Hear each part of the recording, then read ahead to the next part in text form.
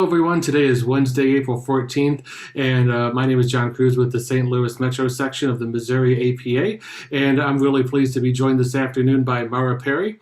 And Mara, can you tell us a little bit about just who you are and what you do and who you work for and all that kind of good stuff? Sure. I am Mara Perry. I'm the Director of Planning and Development for the City of Webster Groves. And here we have all of our architectural review, building permits, everything comes under us. So this department kind of encompasses anything related to building, planning, and development within the City of Webster Groves. And I've been here about 9 years now. Exciting stuff. Can you tell us a little bit about how you've gotten to this point in your career? What's taken you from all the other things that you've done in your previous lives that's gotten you to where you're at Webster Groves today? Sure. So I'm probably not the same as a lot of the other planners. I actually went to undergraduate at Rhode Island School of Design for architecture. I did a Bachelor of Fine Arts and a Bachelor of Architecture. And then when I was done there, I decided I wanted to go to graduate school. And WashU has a program that's a dual program with the Masters of Architecture and a Masters of Social Work. So I was really excited to come here, and right before I arrived, they sent me this little email saying, hey, we actually have this architecture and urban design degree. Would you like to do that instead of just architecture? I came to find out they only had one person in the program, which is why they tried desperately to get someone else. So the two of us were the only two in the program that year. So I worked on my Master's of Architecture and Urban Design while I was here. And then I got sucked into St. Louis. I was planning to leave as fast as I could to get out. I ended up working for the city of St. Louis, which was with John Hull. And in the meantime, he started H3 Studio. So I went to work for H3 Studio, and then had a family, decided I wanted to not be traveling. So I went to work for the city of Chesterfield. And then happened my way over to Webster Groves because I was already living here, which was absolutely fabulous. So I've pretty much just worked for cities or a company that worked for cities. And it's been interesting because I've done everything from inner city to really suburb, and then now sort of that inner ring. That's really cool, and I don't know if that's entirely atypical. It feels like more of a classical approach to how people come into planning, as opposed to how a lot of us end up doing it now. But it certainly seems like you've had your fair share of challenges and interesting experiences, and I'm sure that's really helpful with all the crazy stuff that you guys have going on in that huge umbrella that is your department that you're working with over there.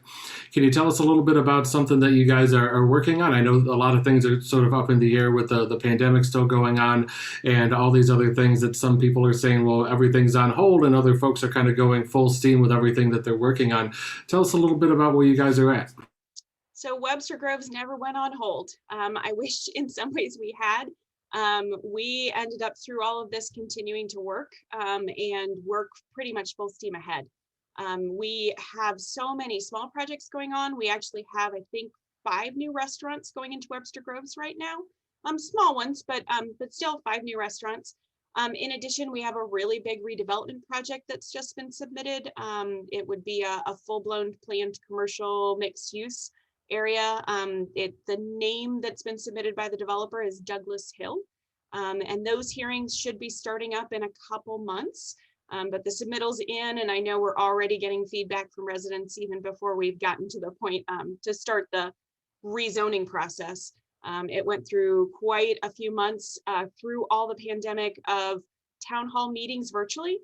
So this might be one of the first projects that's had such a big virtual presence. And it's interesting, I don't know about other cities, but for us, we've actually had more people attend our plan commission meetings than we ever had prior to the pandemic, because they can do it from the comfort of their living rooms, which has been kind of cool. That is cool. Have you guys put any thought into if that's going to be something that's continued going forward, a sort of hybrid, virtual and in-person sort of engagement moving forward? I know that's always one of the challenges that we have is trying to figure out like when is a good time to do things based on when people can show up and stuff like that. Yeah, it's interesting. They actually have in our budget to try to upgrade the system.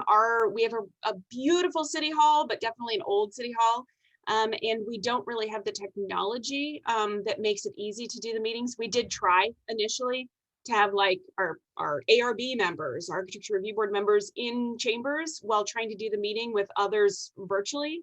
and the sound system was horrible. Things didn't work well. So we are trying to upgrade it, which I think will give a great opportunity for us to continue to do some virtual and then some in person.